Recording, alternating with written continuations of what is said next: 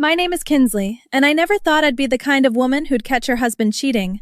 But there I was, standing in my bathroom doorway, staring at my husband Derek in our bathtub with our neighbor Vanessa. "Kinsley!" Derek jumped up, water sloshing everywhere. "This isn't what it looks like." "Really?" I stepped back into the hallway, my hand finding the doorknob. "Because it looks like you're in my bathtub with Vanessa from next door." Vanessa stood up, not even bothering to cover herself. "Oh, Kinsley, Derek and I have been together for 8 months." 8 months? I felt my stomach drop. "I was going to tell you," Derek said, wrapping a towel around himself. "We just needed more time." "Time for what?" I asked. Vanessa smiled. "To finish the paperwork, obviously." "What paperwork?" My hand was still on the doorknob. Derek sighed. "The divorce papers, the property transfer documents, the business buyout agreement." "You've been planning to take everything?" I asked quietly. "You inherited $2 million from your grandmother," Vanessa said casually. "Plus, this house is worth at least $800,000, and your graphic design business brings in, what, $200,000 a year?" "So this was about money," I said. "Of course it was about money," Derek laughed. "Did you think I married you for love? You were 23 and just got a massive inheritance. I was 30 and broke." "That was 5 years ago," I said. "Best investment I ever made," he replied. "Now get out. Vanessa and I have plans to discuss." I looked at both of them. "What kind of plans?" "Well, we were going to have you declared mentally incompetent," Vanessa explained. "Derek's been documenting your erratic behavior for months. Talking to yourself, forgetting appointments, mood swings." "I don't do any of those things," I said. "The documentation says you do," Derek shrugged. "And once the court declares you incompetent, I get power of attorney. Everything becomes mine." "And then?" I asked. "Then Derek divorces you, and we split everything 50-50, Vanessa said. "It's brilliant, really. We've already forged your signature on several documents, transferring assets into joint accounts." "You can't do this," I said. Derek walked toward me. "We already have. Now leave before I call the police and tell them you're having another episode." I stepped back further. "Another episode?" "Your sister Patricia doesn't even believe you anymore," Vanessa said. "Derek's been calling her weekly, worried sick about your mental state. She thinks you need professional help." "This is insane," I whispered. "No, darling," Derek said. "You're insane. That's the whole point. Now get out of our house." I looked at them one more time, turned and walked downstairs. My hands were shaking, but my mind was suddenly crystal clear.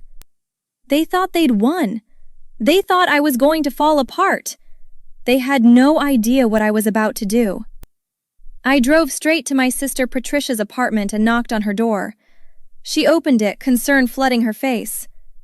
"Kinsley, are you okay? Derek called me yesterday saying you'd been acting strange again."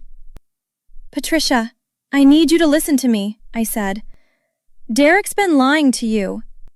She led me inside. "What do you mean?" "He's having an affair with Vanessa, our neighbor.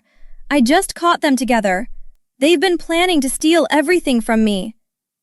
Patricia sat down slowly. "Kinsley, that sounds crazy," I finished. "That's what they want everyone to think. They're trying to have me declared mentally incompetent so Derek can take control of my inheritance and business." "Why would they do that?" she asked. "Money. $3 million in assets, Patricia. They've already forged documents." She looked at me carefully. "You seem completely rational right now." "Because I am rational. I've always been rational. Derek's been lying to you about episodes and erratic behavior." "He sent me photos of medication bottles," Patricia said slowly. "Said you'd been prescribed antipsychotics." "I've never taken antipsychotics in my life," I said firmly. "Those were probably Vanessa's. She's a nurse. She has access to everything." Patricia published out her phone. "Every time Derek called me, you were supposedly having an episode. Let me check the dates." She scrolled through her call log. He called me 12 times in 3 months. Each time he described concerning behavior. And did he ever let you talk to me during these episodes? I asked. She paused. No. He always said you were too upset. Because the episodes never happened, I said. Patricia, I need you to believe me. I found them in my bathtub together today. They confessed everything. What do you need? She asked finally. A good lawyer, I said. The best lawyer you know. Patricia nodded. I know someone, Mr. Chen. He specializes in fraud and divorce cases. Let me call him. 20 minutes later, we were sitting in Mr. Chen's office. He was a serious man in his 50s, listening intently as I explained everything. Do you have any proof? He asked. Not yet, I admitted. But they've been sloppy. They think I'm going to have a breakdown. Then we give them what they expect, Mr. Chen said. You act devastated, confused. Exactly what they've been telling everyone you are. While we gather evidence? I asked. Exactly. I'll hire a private investigator. We'll document their relationship, track any financial transactions, find the forged documents. Patricia leaned forward. What should I do? Keep taking Derek's calls, Mr. Chen instructed. Act concerned about your sister. Don't let on that you know anything. How long will this take? I asked. 2, maybe 3 weeks. We need solid evidence before we move. I nodded. I can act devastated for 3 weeks. Good, Mr. Chen said. Because when we're done, they're not just losing your money, they're going to prison. Over the next week, Mr. Chen's investigator, a woman named Sarah, called me daily with updates. They met at a hotel downtown yesterday, Sarah told me. I got photos of them checking in together. Derek paid cash, but I have the receipts from the parking garage. What else? I asked. They went to your bank on Tuesday. Derek tried to access your business account, but the manager stopped him. Apparently, he didn't have the right documentation. So they're getting desperate, I said. Very desperate. Vanessa called her brother last night. I have a recording. She told him they might need to accelerate the timeline. Meaning what? I asked nervously. Meaning they might try to forge more documents soon. We need to be ready. Mr. Chen joined the call. Kinsley, I want you to go home tonight and act normal. If Derek asks about your day, tell him you went shopping. You saw Patricia. Nothing unusual. What if he asks about my mental state? I asked. Tell him you're feeling overwhelmed, anxious. Give him what he wants to hear. That night, I followed Mr. Chen's instructions perfectly. Derek seemed satisfied with my performance. 3 weeks later, I sat in my living room with Derek, Patricia, Mr. Chen, and Detective Martinez. The detective had arrived an hour earlier with a warrant. I don't understand what's happening, Derek said, his face pale. Really? I asked. You don't understand why there's a detective in our living room? Kinsley's having another episode, Derek said to Patricia. Can you help me calm her down? Patricia crossed her arms. I don't think so, Derek. His eyes widened. What? We know everything, I said calmly. The affair, the forged documents, the plan to have me declared incompetent. Derek stood up. This is insane. Kinsley, you need help. Detective Martinez pulled out a folder. Sit down, Mr. Patterson. We have surveillance footage of you and Vanessa Rogers entering a bank together 4 times in the past month. Each time, you accessed accounts belonging to your wife. That's not illegal, Derek stammered. We're married. It is when you forged her signature on withdrawal slips, Mr. Chen said, sliding papers across the coffee table. We have the originals. 3 different handwriting experts confirmed the signatures are fake. Derek's hands were shaking now. You can't prove anything.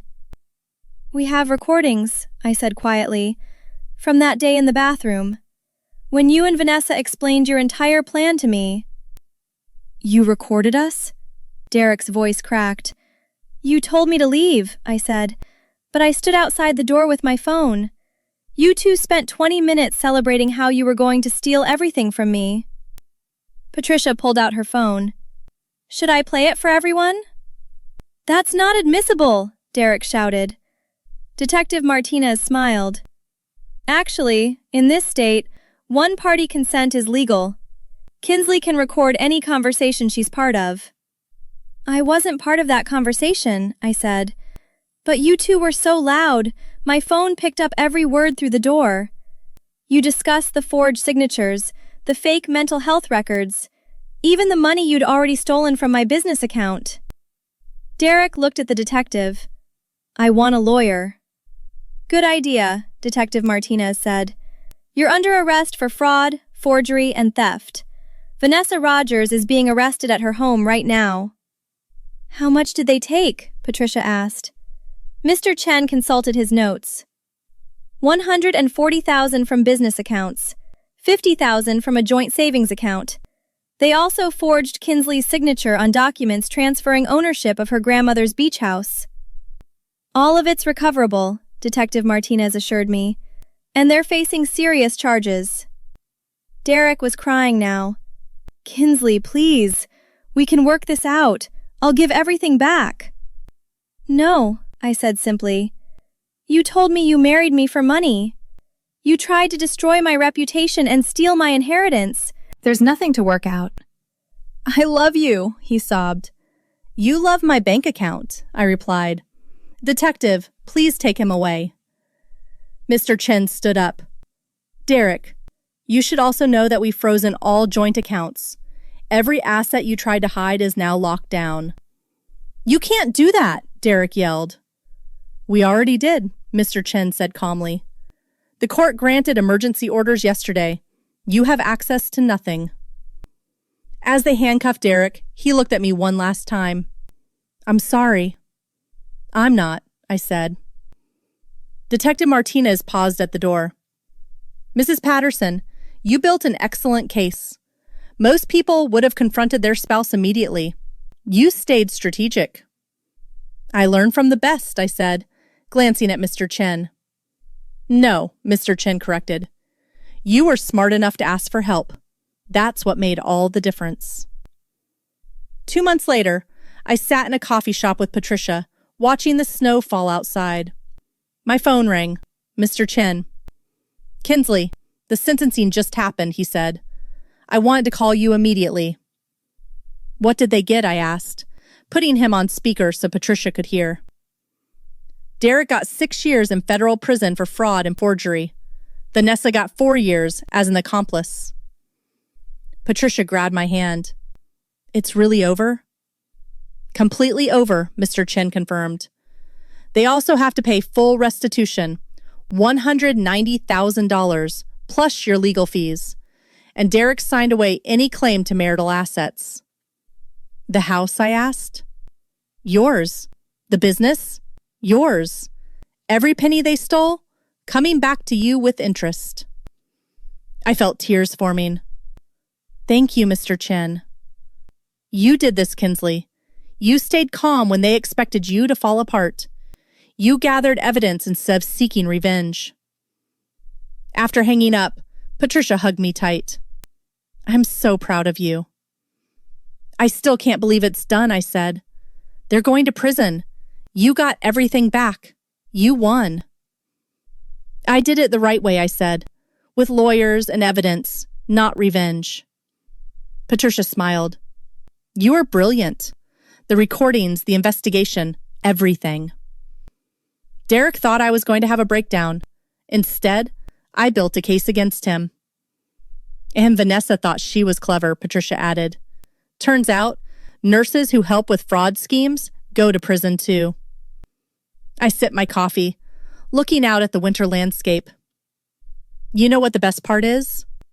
What? Derek actually believed I was unstable. He was so convinced I'd fall apart that he confessed everything to me in that bathroom. He handed me the evidence I needed. Karma, Patricia said. Justice, I corrected. She raised her coffee cup. To justice, then, and to you getting your life back. I clinked my cup against hers. I'm actually selling the beach house. Too many memories of family vacations with Derek pretending to love me. Smart move, Patricia said. Fresh start with everything. Exactly. I'm also expanding the business. Hired 3 new designers last week. Look at you, thriving, she smiled. I am. Derek tried to paint me as mentally unstable, and instead, I'm running a successful business and he's wearing an orange jumpsuit. Patricia laughed. The irony is beautiful. It really is. And you know what? I don't hate him anymore. I just feel free. That's growth, she said. It's closure. Real closure. Not forgiveness. I'll never forgive what they tried to do. But acceptance that they're gone and I won. Have you ever trusted someone who was secretly planning to destroy you? I asked. What would you have done in my situation? Would you have stayed calm and built a case? Or would you have confronted them immediately? Like and subscribe for more stories about people who refused to be victims and fought back the right way. Patricia laughed. Are you really doing the YouTube thing right now? Always, I grinned. Nextscene needs content, and my story is perfect. It really is, she agreed. You turned a nightmare into a victory. I did. And somewhere, Derek is realizing that underestimating me was the biggest mistake of his life.